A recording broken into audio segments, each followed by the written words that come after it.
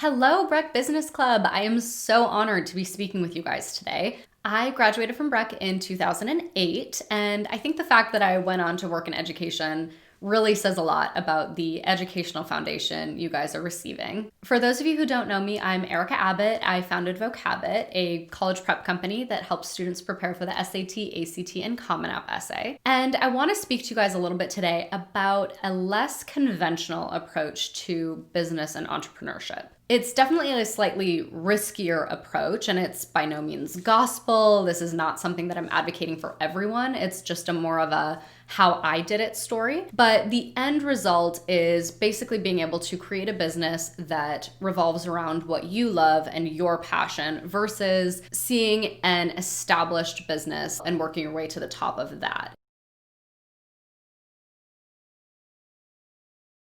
Now, I will be the first to admit that I'm a very goal-oriented person. I normally set a goal and I'm like, okay, how are all of the ways that I can get there? With Vocabbett, though, this is definitely something that grew more organically. It really grew out of my passions and my experiences. So my advice at the beginning here would be figure out what it is that you love and follow it to the ends of the earth. Seriously, just become as knowledgeable as possible on what it is that you love, because then down the road, you will be able to translate that into your business. So for me, I was really interested in, ancient history and languages and reading and all this stuff that I heard a lot of times, you'll never make $1 off of any of this. Like, you could not have less profitable interests. But I loved this stuff, and Breck, oh my gosh, was at the root of all of that. I don't know if you guys still do this, but in 5th grade when I was there, the whole beginning of the year was all about the Odyssey. And the English, history, math, and science teachers all got together and created this amazing interdepartmental experience for the kids. And you were just so immersed in the Odyssey. It was so much fun. And then in 9th grade, I had Roots of the Modern World, and it was all about Greece and Rome. And that just really continued to, accelerate my interest in all of this. And so my senior year of high school, I decided to study abroad in Italy with School Year Abroad. I wanted to see everything that I was so interested in. I still graduated from Breck, but I did spend my senior year in Italy. And,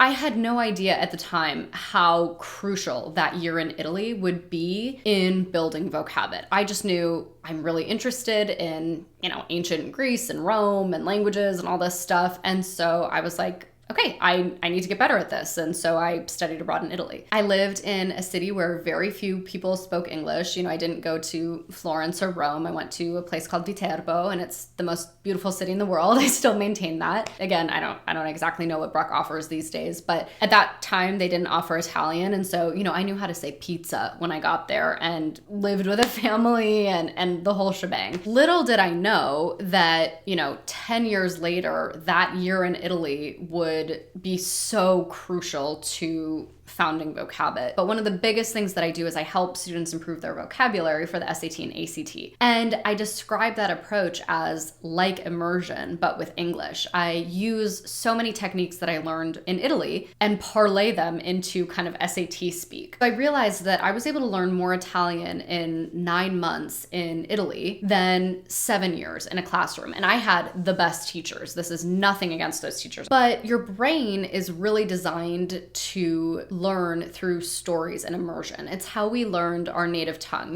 When you were a baby in the crib learning your first language, your parents probably weren't putting flashcards in the crib. You were probably learning just by hearing stories and just kind of by living. So I really took that approach, which was really reinforced to me in Italy with immersion in another language as an adult. And I realized that this is the way that we should be teaching SAT words too. It's not through flashcards and study guides and whatever else. What I do is I create really fun stories and I just weave SAT words into them. And just like with your native tongue or immersion with a foreign language, those kind of continuous, sneaky repetitions just work their way into your brain. It's such an efficient and easy way to learn language that I never would have realized or learned had I not followed my passion and studied abroad in Italy. And it's a totally unconventional approach to SAT prep. This is not something that any of the main companies are really doing. But again, when I was 17, I didn't realize that I would be taking this, immersion knowledge and using it down the road. I just knew, oh my gosh, I'm having the time of my life. I'm learning so much. I'm traveling all over. And I definitely got the travel bug. When I was a junior in college, I wanted to study abroad again. This is a time when people tend to study abroad. But,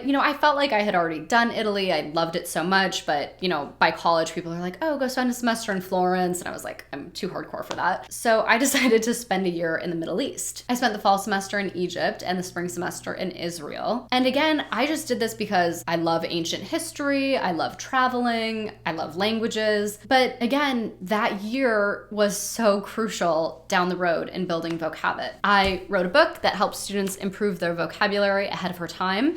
And this book, all about basically, well, I mean, it's like there's time travel in it and stuff, but this book would not have been possible without that year. It totally fictionalizes my time in Egypt. And like I said before, I'm all about creating fun stories that help boost your vocabulary and English skills and everything else for the SAT. And that's exactly what this book does. So when I graduated, there aren't that many jobs available for people who really love ancient history. There's teacher or archaeologist. And so I decided to become a teacher. I started teaching English and history at the Episcopal School of Dallas. It was so much fun. And one of my coolest memories from that time, so I was teaching fifth graders, right? Like 10-year-olds. They were so sweet. And by the spring, I had trained these kids to see roots so well that I remember I pulled up a news article in Italian and I was like, guys, let's see if we can figure this out. And they knew so many of these root words that they were able to read an article in another language and like kind of figure it out. I mean, we did it together as a class, but it was amazing to see how when you really kind of start living these words and really take this more immersive approach to learning, all of a sudden, it's kind of a game and you can kind of figure out what all these different words mean. It was just so much fun and really left a mark on me and really solidified how much fun it is to teach and open those doors for people. And though I absolutely loved teaching,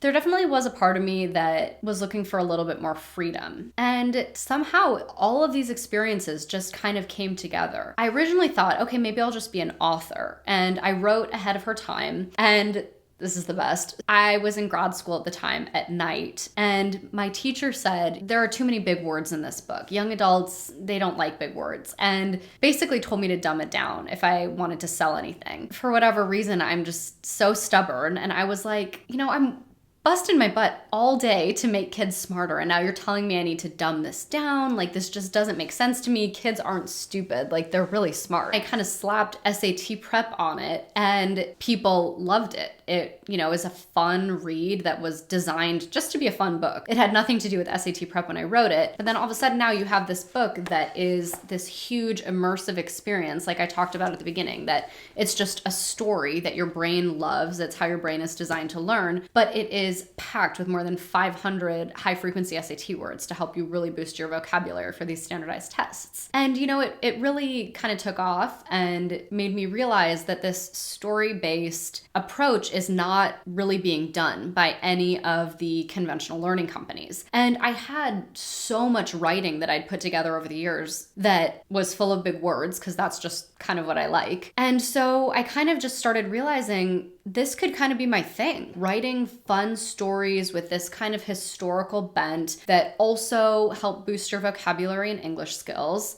I started Vocabbett last year. It's still a very young company. I published ahead of her time in November of 2019. So a year ago, less than a year ago, actually. It was the end of November. So it's still a very young company, but since then, I've started a podcast that has tens of thousands of downloads where I share fun vocabulary boosting stories and tips. I've created a membership that helps students with all of those roots and etymology and other SAT prep tips. I recently just started helping students with the Common App essay with one-on-one tutoring. So it's still a very young company. It's still very new, but I have to tell you, I'm having so much fun growing it and knowing that this company is really kind of my brainchild. I created this company just out of all of the things that I love. And it's so rewarding to know that you can do that, that if you have a passion or an interest that conventionally people might say you'll never make $1 off of that, oh, ancient history. Okay, great. Like, what are you going to do with that? Well, there is something that you can do with that. And that doesn't necessarily mean go create an SAT prep company. But if you follow your passions to the ends of the earth, you can use that somehow. You can put together all of these different things that you learn. Okay, immersion, story-based method, vocabulary, teaching, all of these things can kind of swirl together and you can have your own company. I love that I can be with my son fun during this time and still working and creating and feeling creative, but also entrepreneurial. It's just so much fun. I definitely have plans to continue growing Vocabbett, but at this point,